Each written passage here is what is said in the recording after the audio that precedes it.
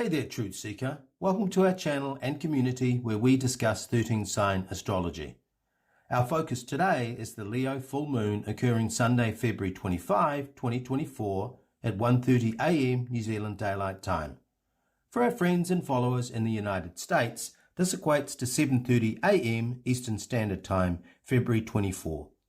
We will spotlight and interpret the Sun conjunct Saturn, the Moon trine to Jupiter in Aries, and her opposition to Mercury in Aquarius. A lot is going on, so let's jump in. Part 1, Introduction. My name is David Keratin. My twin flame Sunna and I will both narrate this fascinating reading. Before we go further, to help align with your divine design, we encourage you to acquire a personalized 13 sign natal chart. To help unlock your highest potential, release karmic baggage, and ignite your inner fire, you can also book a session with us. To access either of these options, click the link in the About section at the foot of the page. We look forward to hearing from you. Part 2, Leo Full Moon. Leo is one of the most well-known astrological signs because of its associations with the Sun, the Lion or Lioness, and the 5th house. In this context, then, a Leo full moon is about our emotional experience of the Sun's energy and essence. In basic astrology interpretations, Leo and the 5th house are linked to fun, laughter, and good times. The shadow side is hubris and petulance. To help us consider multiple perspectives, the ancient tarot is instructive. In that system, the Fool card is associated with Aquarius, which is where the Sun is located at this full moon. The etymology of the word full, dating from the early 13th century, means to be ignorant or empty-headed. Ignorance itself means lack of wisdom or knowledge, to be unaware of or the want of knowledge. The full, seeking wisdom, walks toward a precipice in a leap of faith.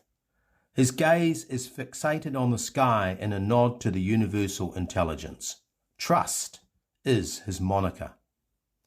The number of this card is 0, representing the unlimited potential for growth and development contained in the womb of creation. The small dog is a metaphor for our intellect that, when mastered and trained, serves as a faithful companion. In one hand, the Fool holds a white rose, symbolic of freedom from base desires, and in the other, a small bundle of possessions, representing untapped knowledge. The Sun, as the guardian of Leo, is the 19th arcana, representing the culmination of the Fool's journey. The Sun, and thus Leo, in the tarot marks the moment of enlightenment, when the presence of our spirit, personified by our inner child, becomes fully known to the Fool. The egoic, self-centered mind, which hitherto was unaware of anything other than itself, becomes flooded with conscious awareness. This illumination process, heightened and amplified by the full moon, leads potentially to a renewal of our instincts and animal tendencies, a process consistent with the white rose held by the Fool at the beginning of his adventure. When we progressively awaken to the presence of our divine oversoul, of higher self, we are driven less by compulsions and more by intuition. In the purest expression of Leo and the Sun, we become self-actualized. This is why mystics associate Leo with confidence, success, optimism, vitality, joy, happiness, and truth. We have come full circle, completed a long road, been in the trenches, become wise, smart, and capable of anything. The Sun Tarot depicts a child on a white horse, symbolic of rebirth, transformation, and purity. A child without clothing is a metaphor signaling that there's nothing to hide, while the wreath adorning the youngster's crown has 6 components, representing the activation of our 6 senses. With 6 faculties online, as it were, we have the capacity to move our consciousness beyond the physical realm into the esoteric dimensions of Aquarius. We are transiting from the manifest light of 3D into the unmanifest light of the world to come. In the process of spiritual alchemy, Cancer, the moon's home sign, is where we become aware of our trapped emotions and buried soul memories, which can then dissolve and dissipate in the waters of life. Leo is where we shift from melancholic inner musing to confident self-expression, leaving behind behavioral patterns kept in place by our ego as a form of protection. When we resolve emotional trauma and absolve ourselves of the past, we can see the truth more deeply. As we find ourselves, we can assert our inner power. In the soul's journey through the astrological houses, the fifth house of Leo and the Sun is where we wake up to the limitations of the physical world and we see, perhaps for the first time, beyond the doors of perception, peering into the promise of Aquarius. Once aware and awake in the fifth house, we move to master the sixth house of work and well-being and the seventh house of relationships. When we see Leo as the house of profound awareness, we touch the highest expression of the sun. When the moon visits this house, we become emotionally intelligent, highly perceptive, synchronized with our inner guidance system. After the revelation and awakening of the Fool in Leo, we can approach our work, the domain of the sixth house, with clarity, seeing it not simply as a means to an end, but as a vector to refine our skill set. And when our ego is subdued and we have confidence in our ability to generate an income, we are ready for the seventh house of relationship, where I becomes we. Aquarius is overseen by Uranus, the archetype of insight and innovation. The big secret of this full moon is that we will participate and engage in the new Aquarian world once we have mastered our ego and our left brain intellect. Leo is not simply about parties and self-indulgence. It's actually about the process of enlightenment and the Fool's journey through life. Thank you, David.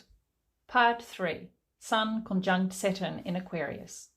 Have you heard the expression, build castles in the sky?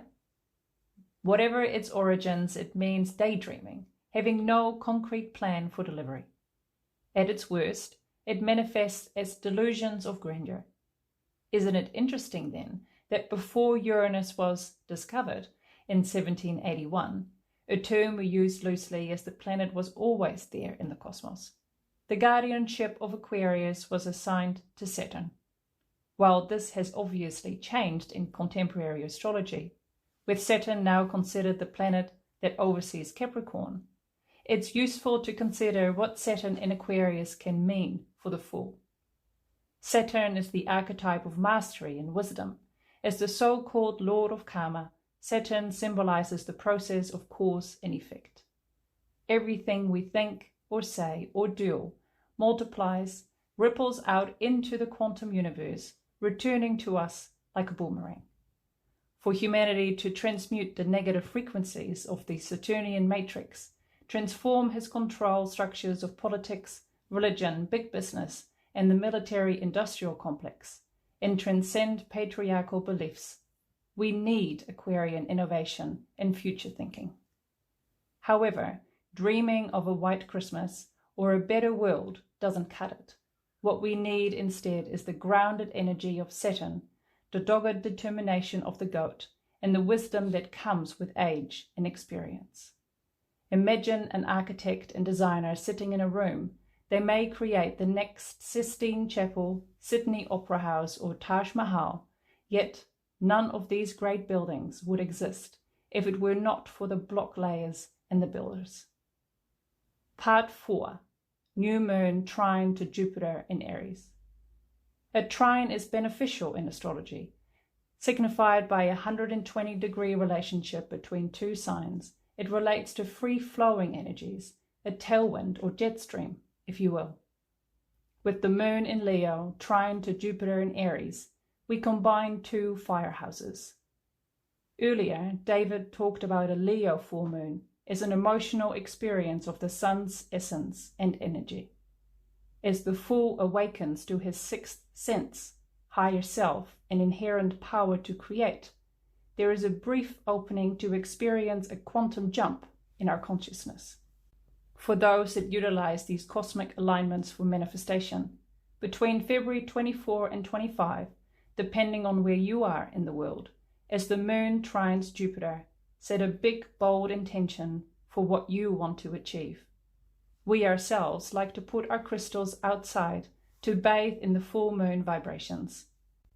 We then bring that infused rock back into our home as transmitters.